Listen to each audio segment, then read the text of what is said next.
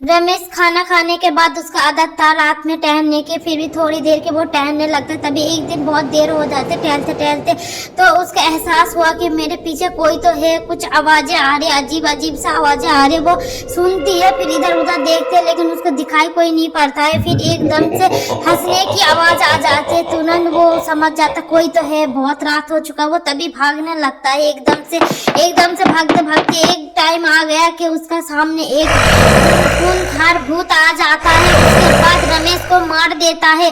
पता नहीं ऐसा क्या हुआ था, उसकी इतना बेदर्मी से मार दिया।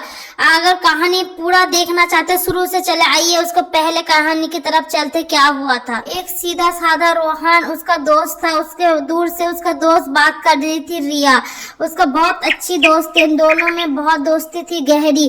फिर वो रिया कहते चलो आज घूमने चलते हैं। वो कहते नहीं अभी नहीं, वो तो गुस्सा हो जाती है। फिर कहते ठीक है तुम नहीं जाओगे तो मैं ठीक है, मैं कई बार चले जाती हूँ। तो ये सुनता है, फिर बोलने के बाद वो रोहन मान जाता है जाने के लिए। फिर रिया चलने लगती है, फिर उसके बाद वो रोहन भी आ जाता है, उसका संग चलने लगता है।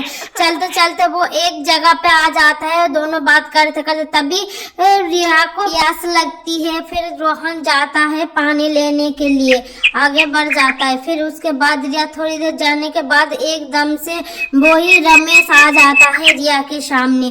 तो रिया से उल्टा सीधा बात करने लगता। फिर रिया माफी मांगते, फिर भी वो सुनता नहीं है। उसके बाद गिरा के उससे माफी मांग रहे थे, कह रहे थे मुझे जाने दो, मैंने अगर कुछ गलती से भी बोला है वो मुझे माफ कर दो, मुझे छोड़ दो, मुझे जाने दो। फिर भी नहीं उनको जाने देती है, उसको लात पे ऊपर लात मारते है। उसके बाद उसको नाली में फेंक देता है लात मार मार के। तभी उधर से रोहन आ जाता है, वो देखने के बाद बहुत चिल्लाते, कहते हैं उसको छोड़ दो प्लीज, वो अभी भी जिंदा है, मुझे बचाने दो।